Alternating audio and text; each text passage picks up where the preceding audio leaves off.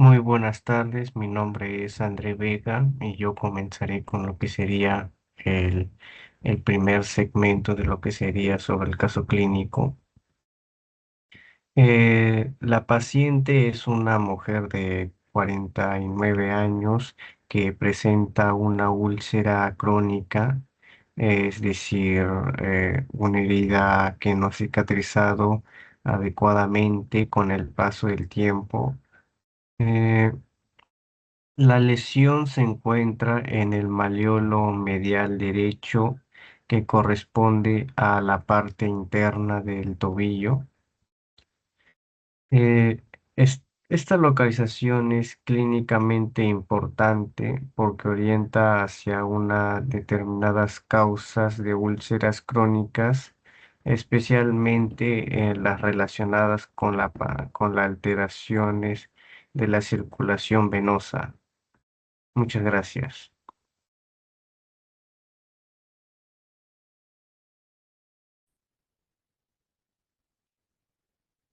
Bueno, buenas tardes, mi nombre es Gabriel Ventura. En este caso, la obesidad es un factor muy importante porque contribuye directamente a las complicaciones que presenta la paciente. Su índice de masa corporal es de 31 kilogramos, lo que corresponde a obesidad grado 1. La obesidad favorece la resistencia a la insulina, dificultando el control de la diabetes tipo 2. Esto explica, en partes, los niveles elevados de glucosa en ayunas y la HbA1c de 9,4%. Indican un mal control glucémico. Además, el exceso de tejido adiposo genera un estado de inflamación crónica y altera la circulación sanguínea, especialmente en las extremidades inferiores. Como consecuencia, aumenta el riesgo de insuficiencia venosa, retrasa la cicatrización de heridas y favorece la aparición de úlceras crónicas, como la observada en el malleolo medial derecho. Por otro lado, la obesidad incrementa la carga mecánica sobre las piernas y se asocia con un mayor riesgo de neuropatía diabética, lo que puede contribuir a la disminución de la sensibilidad encontrada en esta paciente. En conclusión, la obesidad no solo es un antecedente, sino un factor clave que agrava la diabetes y favorece la aparición y persistencia de la úlcera. Por lo tanto, el control del peso es fundamental para mejorar el control metabólico y favorecer la cicatrización de la lesión. Gracias.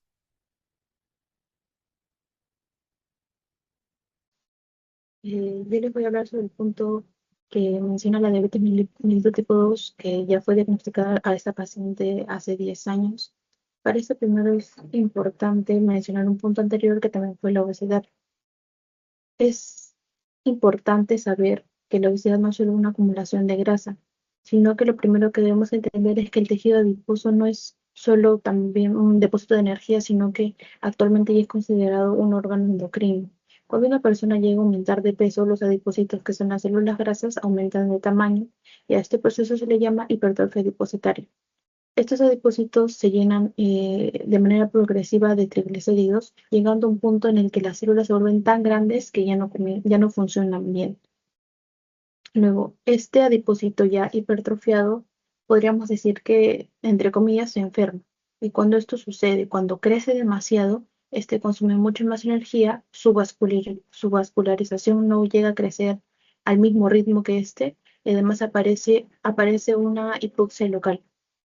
La célula grasa además empieza a sufrir de un estrés celular y como consecuencia se liberan sustancias inflamatorias como la TNF-alfa, la IL-1 beta, la IL-6, la MCP-1 y estas moléculas llegan a atraer macrófagos. Estos macrófagos ya llegan al tejido adiposo y ahí es donde empiezan a rodear a los adipocitos dañados. Este tejido adiposo se convierte en un órgano inflamado. Es muy importante saber que esta inflamación no es intensa como si fuese una infección, sino que es más leve, pero es constante durante varios años. Por eso es que se le llama una inflamación crónica de bajo grado. Luego, como la inflamación, ¿cómo es que la inflamación llega a producir resistencia a la insulina? Primero, es importante recordar cómo es que funciona la insulina de manera normal. De manera resumida, primero lo que ocurre es que la insulina se une a su receptor, se activa una cascada intracelular, se activa la IRS1, se activa la PI3K, la AKT y la GLUT4 llega a migrar a la membrana y esta glucosa puede entrar ya a la célula. Eh, la TNF, como ya lo mencioné, alfa y la IL-6 llegan a interferir con la IRS1 y en lugar de poder permitir su funcionamiento normal, esta se encarga de fosforilarlo en sitios que no corresponden. Y como consecuencia, la señal intracelular se interrumpe, la insulina llega, el receptor está presente, pero la señal no se transmite de manera adecuada. Es como tener una llave perfecta, pero que no, la cerradura está dañada en sí. Y como resultado se da la resistencia a la insulina.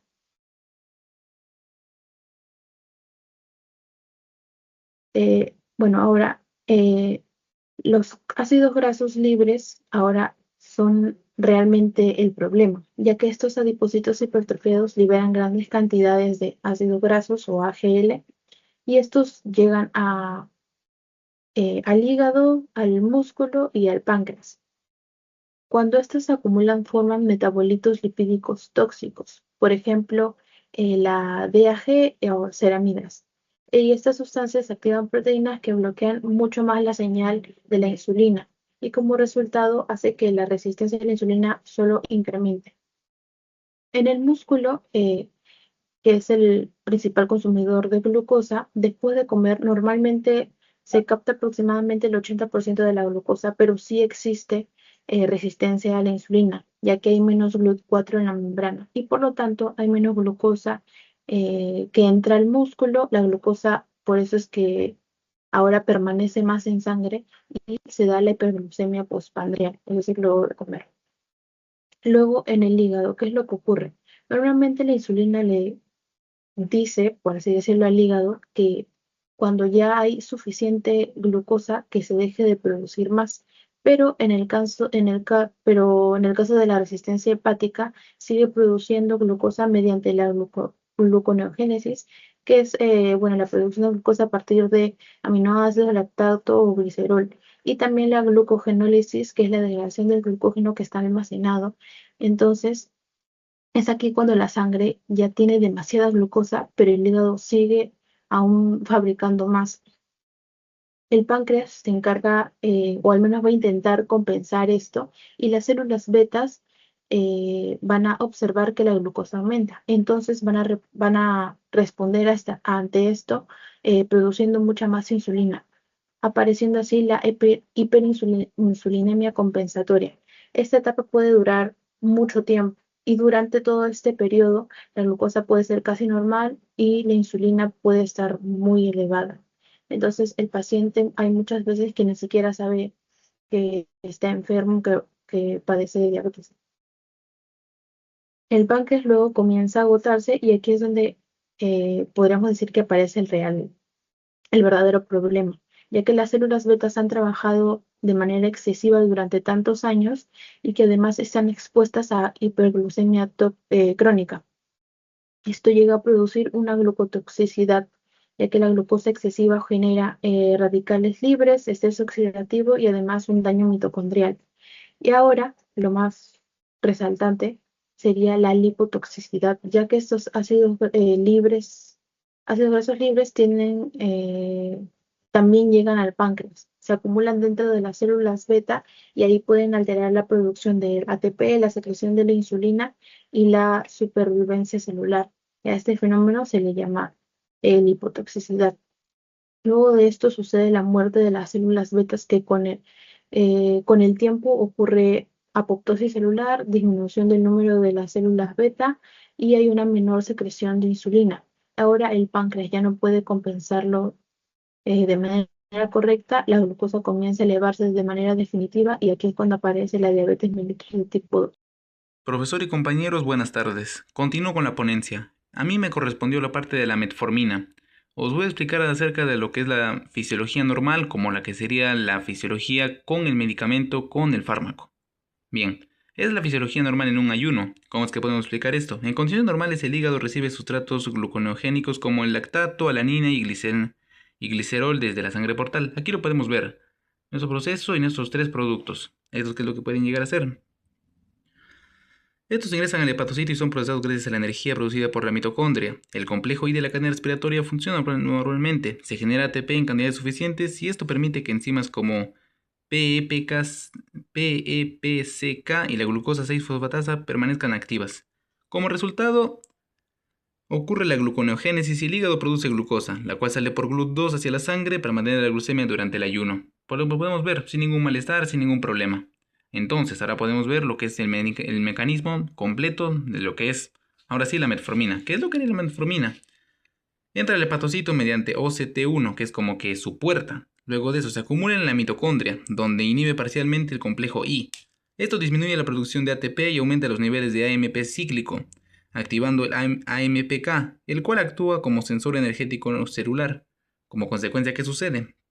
Se reduce la expresión y la actividad de enzimas gluconeogénicas como la PEPCK y la glucosa 6-fosfatasa, disminuyendo la producción hepática de glucosa. ¿Qué sucede? Se ve muy contrario al ejemplo que habíamos visto antes, y lo es. Además favorece la captación periférica de glucosa, especialmente en el músculo. En conjunto, estos efectos permiten reducir la glucemia, convirtiendo la metformina en un fármaco de primera línea para el tratamiento de diabetes mellitus tipo 2. Bien, esto fue la metformina, lo que he tratado de explicar. Gracias. Continuando entonces con el desarrollo del caso, bueno, tenemos aquí la hemoglobina glicosilada, bien, que sirve como es un marcador bioquímico que es utilizado para evaluar el control glicémico a largo plazo en pacientes con diabetes mellitus. Bien, esto se va a formar mediante la unión no enzimática de glucosas circulante a la hemoglobina, bien, de los eritrocitos y refleja la concentración de promedios de glucosa plasmática durante los últimos 2 a 3 meses. Bien, esto, bueno, justamente coincide con el periodo que corresponde a la vida media de los glóbulos rojos, bien, que es aproximadamente 120 días. Bien, de modo tal, entonces, en el presente caso, se presenta una hemoglobina glicada de 9.4% y cuyo valor se encuentra significativamente muy por encima de la meta terapéutica recomendada, bien, para la mayoría de estos pacientes con diabetes mellitus tipo 2, lo cual es generalmente, bueno, se busca que sea inferior a 7, pero aquí no hay una regulación que pueda contrarrestar esa elevada hemoglobina glicosilada, ¿no? Hemoglobina glicada. Es decir, hay un control deficiente, una exposición prolongada a los tejidos a niveles elevados de glucosa, ¿no? De modo tal, entonces, esta hiperglicemia crónica va a favorecer lo que serían los mecanismos fisiopatológicos responsables de las complicaciones, en este caso diabéticas. Entre ellas destaca, por ejemplo, la formación de productos finales de glicolicación, bien avanzada, es decir, a los AGEs, el aumento del estrés oxidativo, la activación de la proteína sinasa C y por tanto también alteraciones en cuanto a la microcirculación. Bien, y todo esto con la finalidad de estos procesos ocasionan a lo largo plazo lo que sería el daño vascular y también el daño neurológico progresivo, contribuyendo de modo tal entonces a la aparición de neuropatías diabéticas, el retraso en la cicatrización de heridas o incluso también el incremento de la susceptibilidad a infecciones. Bueno, la paciente presenta flujo blanco que no debería ser flujo que va variando según el periodo menstrual, según el ciclo en variaciones, donde el flujo se vuelve mucho más espeso y a su mismo empieza a adoptar un color blanquecino, sin embargo, forma homogénea y espeso, así como un motito, que va a estar en fases en las cuales la mujer no va a ser fértil. En cambio, en momentos de ovulación, el flujo se torna transparente y como moco, tal cual, pero un poquito poquito más fluido, lo que permite, lo que facilita el paso de espermatozoides en busca del óvulo para fecundar. Entonces, la paciente presenta flujo blanco regular, frecuente. Debido a su, como sabemos, en la vagina existen los lactobacilos vaginalis que van a metabolizar el glucógeno epitelial que existe, que es secretado por las células epiteliales, y van a metabolizarlo en ácido láctico para poder acidificar el medio de la vagina para evitar el paso de microorganismos. Estas células empiezan a proliferar en medida que la mujer va entrando, está en periodo de edad fértil, claro, en etapa fértil. Una vez cuando son niñas, no existe esa protección del medio ácido producido por por la producción de ácido láctico, y asimismo en las mujeres postmenopáusicas pierden esta facultad. Entonces, lo que viene acá siendo preocupante es la glicosilada tan elevada que tiene, lo que nos deja de pensar de que la glucosa elevada está empezando a hacer cambios en el metabolismo y está estimulando más bien a las células, principalmente la candidiasis, que es la principal bacteria que se aprovecha de este desorden metabólico, a poder entrar de manera sencilla, fácil, mediante utilizando la glucosa, que también que está siendo procesada. No necesita de procesar el glucógeno existente, ¿no?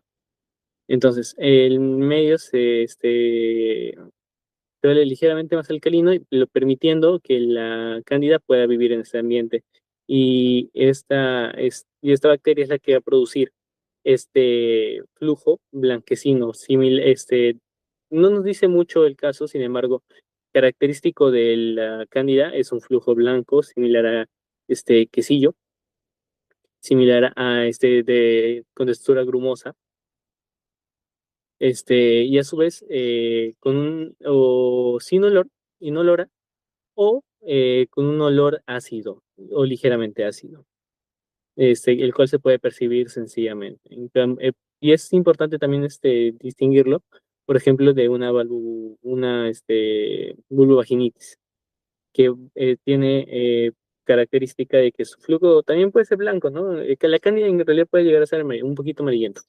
Sin embargo, la vulvovaginitis es de característica blanco, grisáceo, y con textura espumosa. Y a su vez es su olor sí es fuerte y se siente bastante, que es a pescado podrido.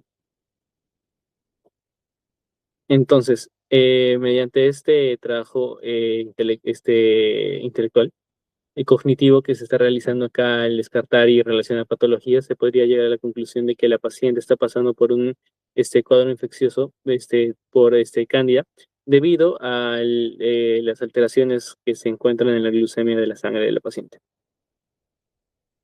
Hola, soy la alumna Alexandra Manayay Santisteban y en esta parte vamos a ver lo que son los signos clínicos del paciente. En este caso vamos a observar que el paciente va a dar signos clínicos vitales, normales, lo que nos va a indicar que se encuentra clínicamente estable y sin evidencia de lo que es una descompensación aguda. Entonces, su presión arterial va a ser de 118/76 milímetros de mercurio, su frecuencia cardíaca de 78 latidos por minuto, su frecuencia respiratoria de 16 respiraciones por minuto, su temperatura de 36.6 grados Celsius y su saturación de oxígeno es del 98%, lo que se va a encontrar dentro de los valores, por lo que no hay datos de compromiso cardiovascular, respiratorio ni infeccioso. Sin embargo, vamos a encontrar un índice de masa corporal de 31 kilogramos por metro cuadrado, lo que corresponde a una obesidad grado 1, que en la clasificación según la Organización Mundial de la Salud, esta condición va a favorecer a lo que es la resistencia de insulina y dificultad en el control de la glucosa, además también de que aumenta el riesgo de condiciones cardiovasculares metabólicas y de retraso en lo que es la cicatrización. Examen físico, también vamos a destacar úlcera superficial crónica en el maleolo. También vamos haber una disminución simétrica de la sensibilidad en ambas extremidades inferiores compatible con lo que es una neuropatía periférica diabética. Y en conjunto estos hallazgos nos van a mostrar que aunque la paciente se encuentre con los signos vitales estables, va a presentar un alto riesgo de complicaciones relacionadas a lo que es su diabetes mal controlada, por lo que va a requerir lo que es un manejo integral enfocado en mejorar el control químico, el cuidado de sus heridas y la prevención de nuevas lesiones.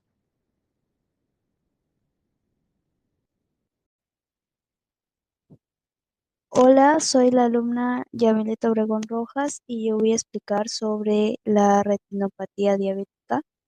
En este caso, la paciente es una mujer de 49 años con diabetes mellitus tipo 2 diagnosticada hace 10 años y con un mal control glucémico, ya que su hemoglobina glucosilada no se encuentra en el objetivo.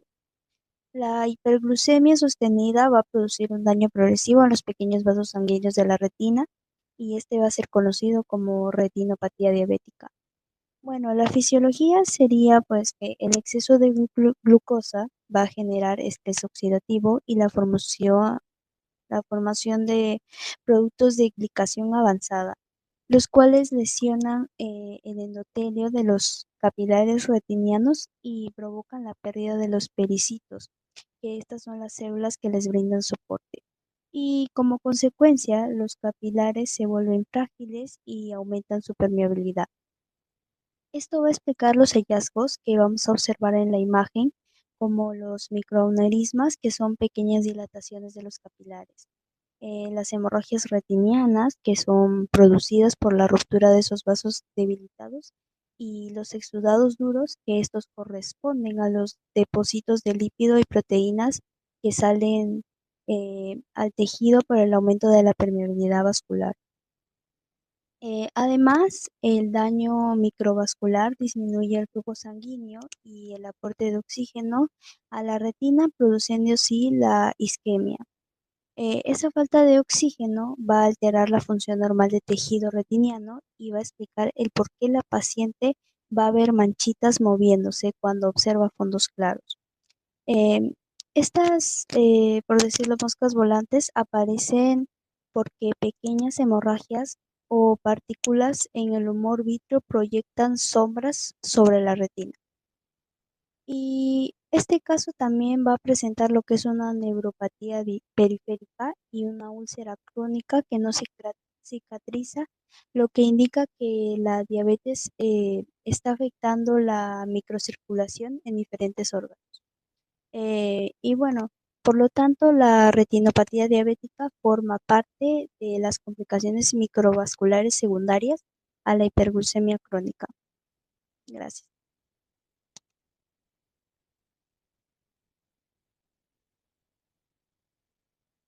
Ya está. Soy la alumna María José Vidal Palacios y del caso clínico voy a explicar el examen físico. En este examen físico lo que destaca es la úlcera superficial eritematosa, que mide de 2 por 2 centímetros en el malleolo medial derecho, no dolorosa, junto con una disminución simétrica de la sensibilidad en ambas extremidades inferiores.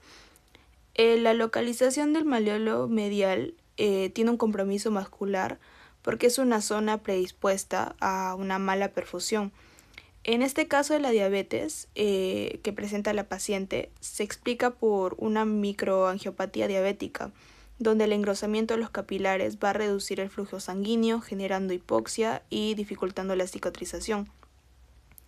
Ya que esta úlcera es indolora, esto se explica porque es una neuropatía periférica diabética, que es causada por la hiperglucemia crónica, que va a dañar a los nervios sensitivos. Esto va a provocar una pérdida de la sensibilidad protectora, así permitiendo que estas lesiones se progresen sin que la paciente lo perciba. Pasando con lo que es el eritema, este eritema es una inflamación local, pero en la diabetes es una respuesta ineficiente, por lo que la herida no va a cicatrizar en un tiempo normal y se va a mantener abierta durante mucho tiempo. Además que el tamaño de la lesión indica que existe una alteración en la cicatrización, como ya lo mencioné. Pero esto es debido a por la angiogénesis, la disminución de la angiogénesis, los fibroblastos y la síntesis de colágeno. Esto en sí lo que va a corresponder es que es un pie diabético con componente neuropático y vascular, donde hay una combinación de hipoperfusión, daño nervioso y mala cicatrización que va a explicar la formación y la persistencia de la úlcera. Bien, para continuar vamos a hablar acerca sobre lo que es los exámenes que se realizó en este caso con la paciente, que es acerca sobre la glucemia en ayunas, que presenta de 218 miligramos por decilitro, y tenemos el resultado de la hemoglobina glicosilada de 9,4%. La paciente, como podemos ver en la imagen, tiene, y en el caso tiene una diabetes mellitus tipo 2 mal controlada, ¿no? Esto a qué se debe debido a su obesidad, ya que sus células se han vuelto como que menos sensibles a la insulina, y la obesidad que ha provocado, esto ha provocado que los tejidos, tanto como sea el músculo, el hígado y el tejido adiposo, respondan a la acción de la insulina, a la acción de la insulina, ¿no? Provocando aquí que, en este caso, la paciente tenga un fenómeno conocido como, resistencia a la insulina. Además, cabe resaltar que después de 10 años de la enfermedad, el páncreas ya no produce suficiente insulina para compensar el problema. Entonces, ¿qué pasa? Que las células beta del páncreas han disminuido su capacidad para producir insulina suficiente, ¿no? Entonces, como consecuencia, ¿qué es lo que nosotros tenemos? Como consecuencia es que la glucosa no entra adecuadamente a las células, ¿no? No va a entrar a las células, y lo que hace es que provoca que el hígado siga produciendo y liberando glucosa, ¿no? Aunque no sea necesario. Y esta glucosa se acumula en la sangre. Es por eso que la glucemia en ayunas arroja el resultado de 218 miligramos por decilitro, ¿no? Un valor muy elevado para la paciente. Por otro lado, tenemos los resultados de la hemoglobina glicosilada, ¿no? Esta, es una prueba que va a medir lo que es el porcentaje de hemoglobina de los glóbulos rojos que se han unido a la glucosa. Entonces, aquí la hemoglobina glicosilada presenta un resultado de 9,4%, que indica una elevación de la glucosa que no es reciente, sino que ha permanecido alta durante los últimos 2 a 3 meses. En otras palabras, ¿qué queremos decir? Que esto lo que va a reflejar es el mal control crónico de la diabetes, ¿no? Entonces, esta hiperglucemia sostenida explica las complicaciones que presenta la paciente. Una de ellas es que presenta lo que es la úlcera que no cicatriza, porque, acá se acelera porque acá, se altera lo que es la reparación de los tejidos, ¿no? Y luego presenta lo otro que es la neuropatía diabética, ¿no? Un daño que eso se produce en los nervios periféricos. Y por último, que puede presentar infecciones vaginales recurrentes por el exceso de glucosa, que favorece lo que es el crecimiento de los hongos. Entonces, acá tenemos uno de los valores de la paciente, ¿no? El valor, en este caso normal, es menor de 5,7%, que sería lo normal. Y con respecto a los resultados, que arroja un 9,4%, ¿no? Como ya lo mencioné, se encuentra elevados. Acá lo que quiero dar a entender es que la glucemia elevada y la hiperglucemia, la hemoglobina glicosilada alta se deben a una combinación de lo que es la resistencia de la insulina y una disminución progresiva de la producción de insulina, ¿no? Y acá también, por ende, hay un mal control, hay un control insuficiente de lo que es la diabetes, lo que lleva y está causando complicaciones crónicas en la paciente. Bueno, ahora sí doy pase a mi compañero.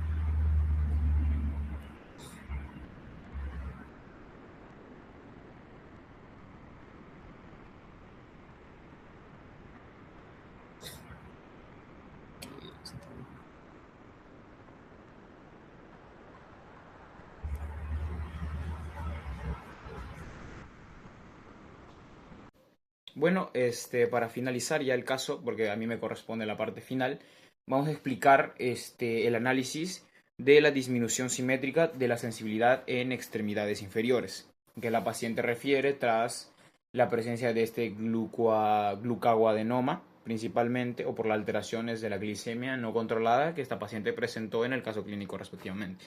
Pero vamos a hablar específicamente de esto. Bueno, el hallazgo de la disminución simétrica de la sensibilidad bilateral por debajo del nivel medio de ambas pantorrillas, como la paciente refiere, es altamente sugestivo de una polineuropatía periférica distal simétrica de origen diabético. Bueno, una de las complicaciones microvasculares más frecuentes de la diabetes mellitus de larga evolución es esta. Desde el punto de vista generalmente fisiopatológico, la exposición crónica a niveles elevados de glucosa produce daño progresivo de las fibras nerviosas periféricas mediante diversos mecanismos. Entre ellos la acumulación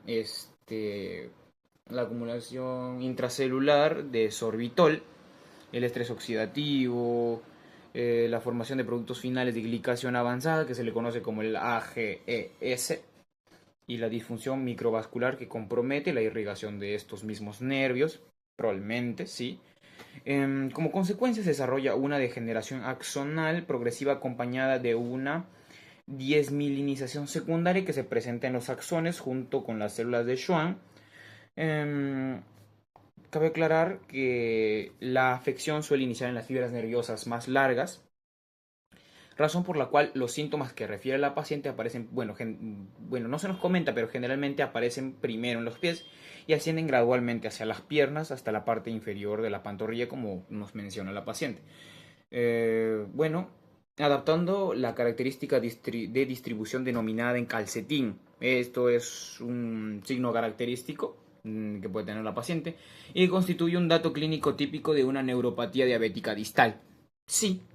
Bueno, desde el punto de vista clínico, casi para concluir, esta alteración sensitiva tiene gran relevancia porque disminuye la capacidad de percibir dolor, presión, temperatura, traumatismos menores. Bueno, en consecuencia, pequeñas lesiones cutáneas, quizás, ¿no? Que puede presentar. Y pueden pasar inadvertidas favoreciendo la aparición de úlceras crónicas, infecciones recurrentes, retraso de la cicatrización, especialmente en pacientes con control glucémico general inadecuado. Para concluir, la disminución simétrica de la sensibilidad en ambas extremidades, ya sea inferiores, bueno, extremidades inferiores en realidad, refleja una neuropatía